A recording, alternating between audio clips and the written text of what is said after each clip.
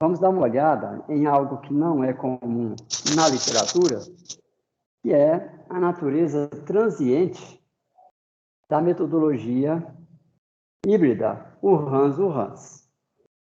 Quem está muito acostumado quando a gente fala de Hans e o Hans, ele está muito acostumado a obter apenas as grandezas estatísticas. Mas nós vamos ver que, na verdade, o Hans é, por definição, o de Ansted, né? É de natureza também transiente.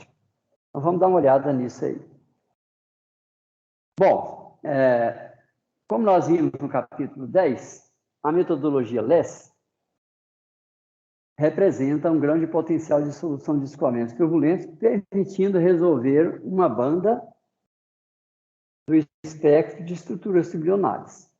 Então, como nós vimos lá, se eu olho aqui o espectro, E de K, função de K, quando eu faço o LES, eu trunco o espectro num dado número de onda de corte, e toda essa banda vai ser resolvida e a interação entre as duas bandas será modelada. Essa é a banda submária. Então, essa é a característica principal aí da metodologia LES.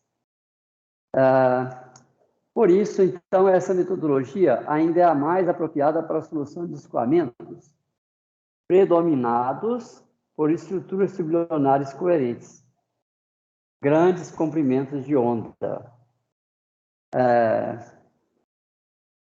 Observa, comprimento, tá? E não número de onda. Grandes comprimentos de onda, quer dizer, grandes estruturas coerentes. Por exemplo, escoamentos do tipo esteiras, fechada por corpos imersos no escoamento. Uma alternativa para LES é a aplicação, em aplicações de engenharia, é a metodologia Hans transiente, cuja sigla é o Hans, Ansted-Reynolds Averaged Navier-Stokes Equation. Como nós já vimos lá no capítulo 6, foram deduzidas nessas equações, depois vocês podem consultar, denominadas equações globais para a turbulência. Ou seja, nós vimos que é possível escrever as EDPs filtradas da forma que são as mesmas para a LES e para o Hans. Não tem diferença entre elas. Quando a gente usa o conceito do tensor global de Boussinesq-Huygens.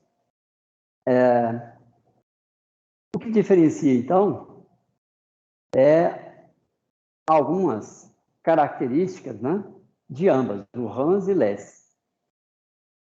Os modelos de fechamento para o Hans são modelos mais viscosos, para a LES são modelos menos viscosos. O nível de refinamento para a LES é mais exigente que para o Hans. Os métodos numéricos para a LES devem ser de ordem de taxa de convergência mais elevada que para a LES, para o Hans. Então, essas são as características, né, que diferenciam as duas metodologias. E também o que a gente busca analisar na solução do nosso problema. Se eu quero a natureza transiente, quero capturar as grandes estruturas, eu tenho que ir para a LES. O Hans, apesar de ser transiente, nós vamos ver que amortece bastante a natureza instável das instabilidades fluidodinâmicas. Bom,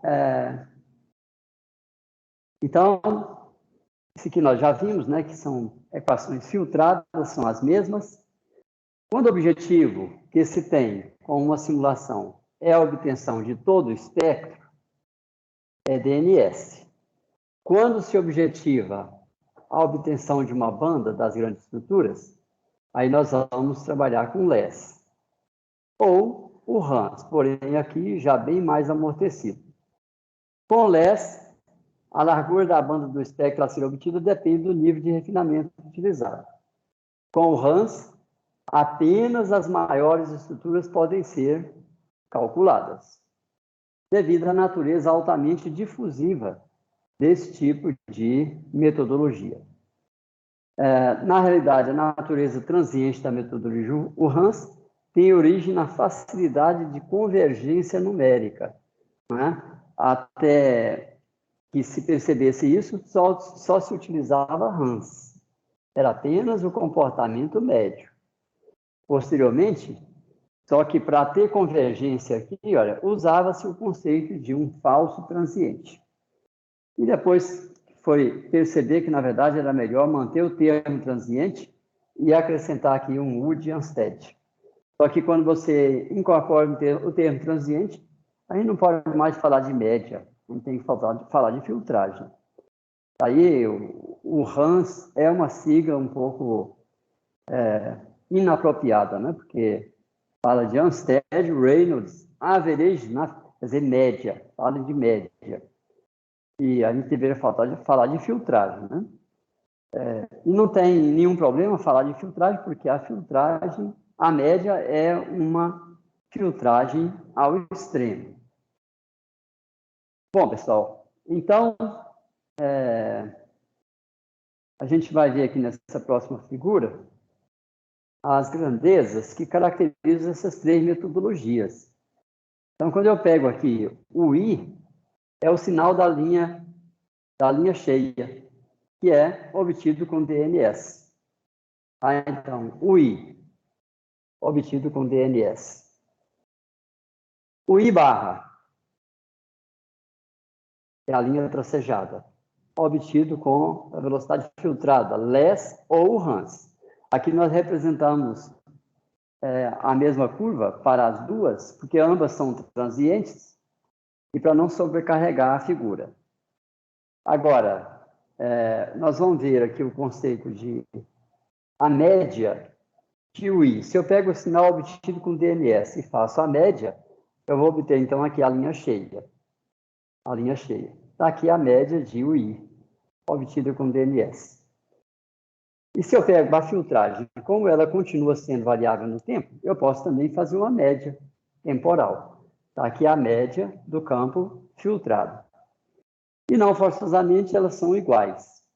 Né? Tem que estar próximas, porque a modelagem de fechamento serve para a gente, estatisticamente, recuperar, mesmo que aproximadamente, aquilo que a gente obteria com DNS. Vamos ver agora as flutuações. Então, o I' é a variação entre o I e o I médio. Então, o I' é a flutuação do sinal obtido com DNS. Depois, o I barra linha é a flutuação do sinal obtido com less ou o Hans. E a diferença entre o I' barra linha e o I' é o que nós chamamos aqui de UI duas linhas. Tem uma diferença entre as duas, né? Nós vamos precisar disso.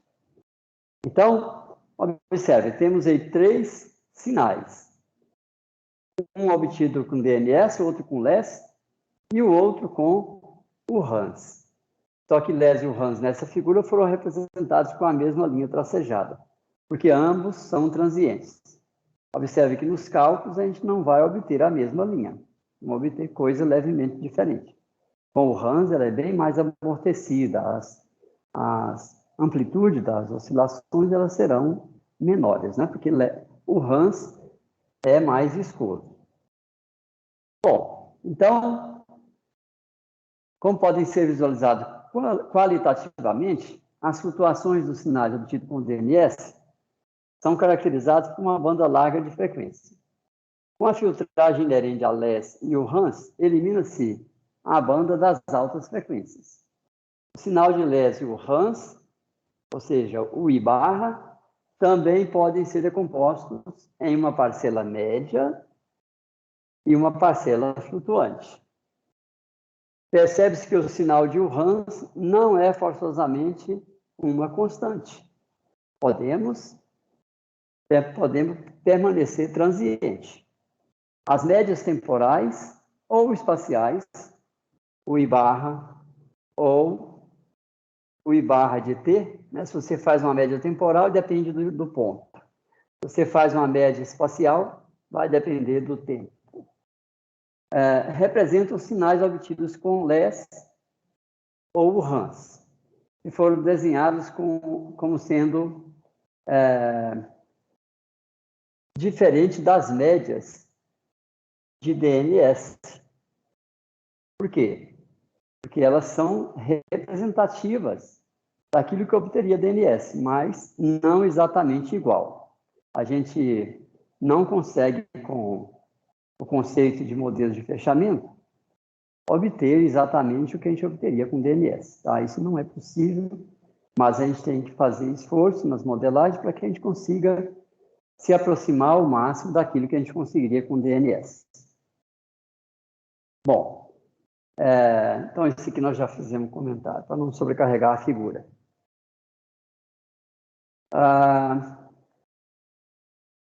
Então vamos ver na próxima figura o que a gente espera obter com DNS, com LES e com RANS, e RANS em termos de espectros.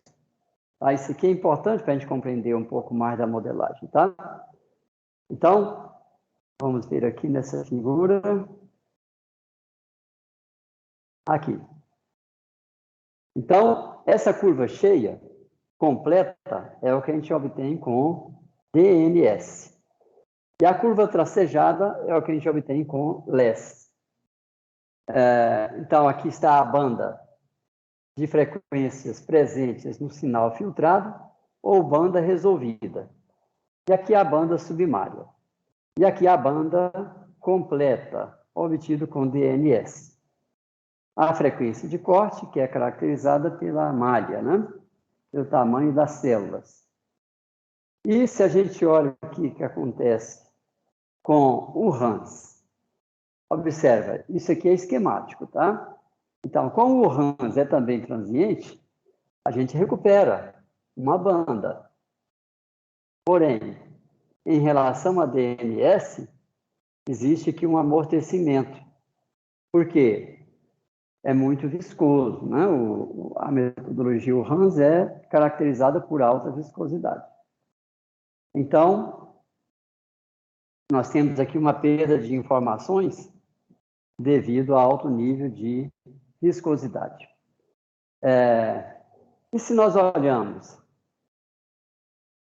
RANS? RANS é o extremo, porque a gente não obtém nenhuma estrutura. A gente só obtém o comportamento médio. Então, o espectro de energia que a gente obtém com RANS é nulo. Tá? É nulo. Então, em relação a DNS, é isso que a gente obtém. Um espectro nulo. Bom, então, o que a gente obtém com isso? A gente obtém o K, o epsilon, o barra médio. Tá? É isso que a gente obtém. E a gente obtém, então, a estatística. É isso que a gente busca com essa metodologia RANS. Bom, vamos então voltar, porque é importante isso aqui. Ó. Então, nessas figuras, 3 figuras, nós apresentamos de forma esquemática o que se espera dos espectros de energia cinética turbulenta, representativos dos sinais obtidos com DNS, LES, RANS e o RANS.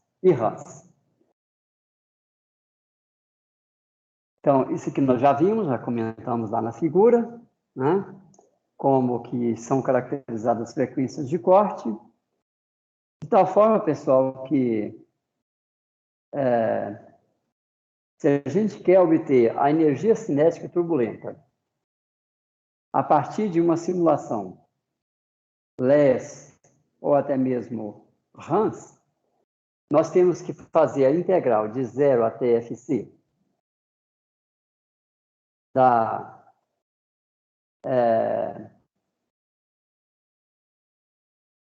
parte calculada ou parte simulada. E temos que somar a essa integral a parte submária. A parte submária. Isso aqui, para que a gente possa conseguir isso, a gente tem que buscar no próprio modelo de fechamento.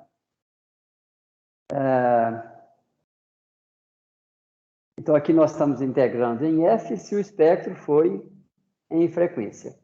Mas a mesma coisa, mesmo conceito, se o espectro for em número de onda. A gente tem que fazer a integral de 0 até kc e depois somar a parte modelada submalha. Bom, agora nós vamos aqui demonstrar, quando a gente faz LES, o que acontece? Esse aqui é um exemplo de um escoamento que a gente simulou usando LES. E nós plotamos aqui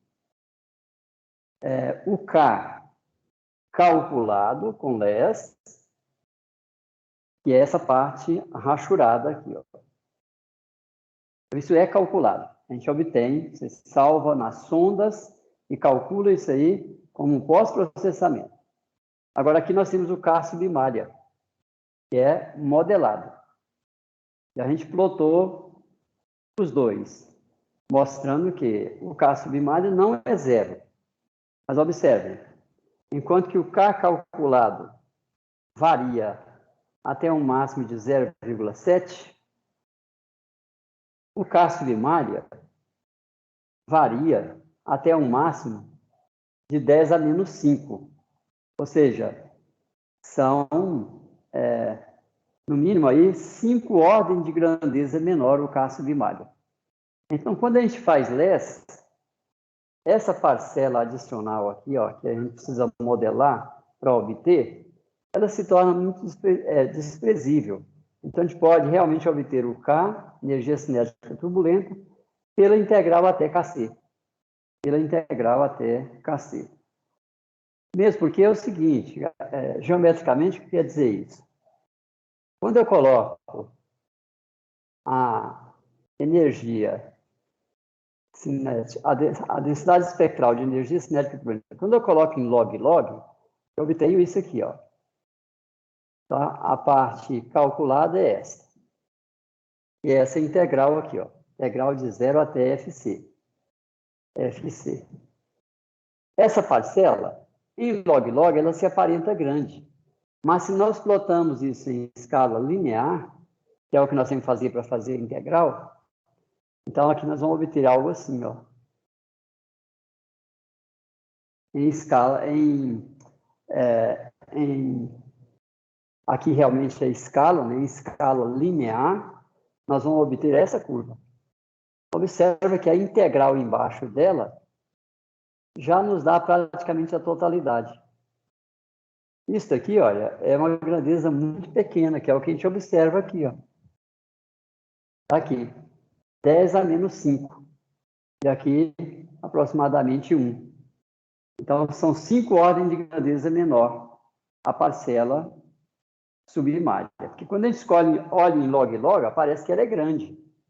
Mas isso é um engano, porque na escala linear, que é o que a gente realmente integra, a gente vê que é uma grandeza muito pequena. Então, quando a gente faz LES, pessoal, essa parcela, ela é muito pequena, a gente não precisa se preocupar com ela. Porém, quando a gente faz o RANS, já é diferente, tá? Então, é isso aqui, ó. Quando a gente faz o RANS, nós vamos ter também a parte calculada e vamos ter a parte modelada, tá? Quando a gente faz o RANS,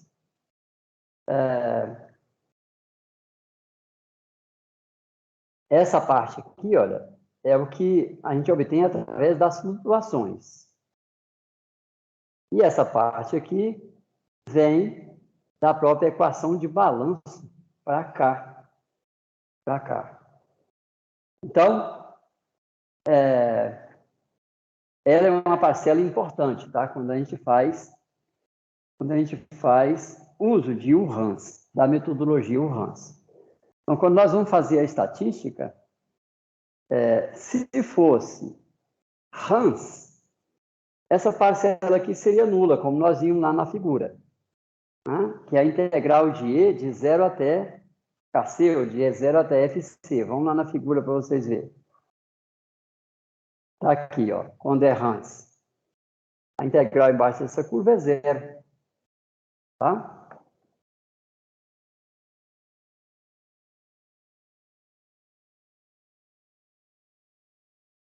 Então, essa parcela para Hans é nula. Só fica o que se obtém da equação de balanço. Agora, quando nós fazemos o Hans, aí tem uma parcela que vem das flutuações. Aí nós temos que calcular quem é essa integral, né? E depois, quer dizer, como é que eu calculo isso aqui? Olha, por quê? Se você plota para o Hans, por exemplo, a componente U de velocidade, U par função do tempo, você vai obter lá flutuações, tá? Então, essas flutuações aqui é o que vai permitir a gente avaliar esta integral. E isso aqui vem da equação de balanço, é o K. Por que está médio aqui? Porque o K também vai ser variável no tempo. Então, fiquem bem atentos a isso, porque quando a gente vai fazer uso de um Hans, a gente pode obter um sinal transiente. Aí, para obter a boa energia cinética turbulenta, não basta obter isso a partir da equação de balanço, porque tem a parte transiente. É isso que a gente quis frisar bem aí no livro, tá? E isto é uma formulação, é um material que a literatura como um todo não apresenta, tá? Não apresenta. Isso, para o Hans, pode significar um erro importante. Bom, pessoal, é importante entender isso aí direitinho. Eu queria saber se vocês conseguiram captar, senão a gente volta a discutir. Estou acompanhando, professor. Ok, professor. Então, quando forem fazer simulação usando o Hans, lembrem, pode ser transiente. E o tratamento estatístico tem que ser feito sob essa ótica aqui, tá? Tanto faz se é tratamento estatístico em frequência ou se é em número de onda. O raciocínio é o mesmo. Bom, isso aqui nós já vimos. Tá. Aqui, finalmente, na figura 11.5, representamos o que se espera em termos do espectro de energia cinética turbulenta quando se utiliza Hans. Já vimos que no espectro é zero. Ou seja, o K se resume àquilo que vem da equação de balanço. Por quê? Você vai obter lá o médio, função do tempo.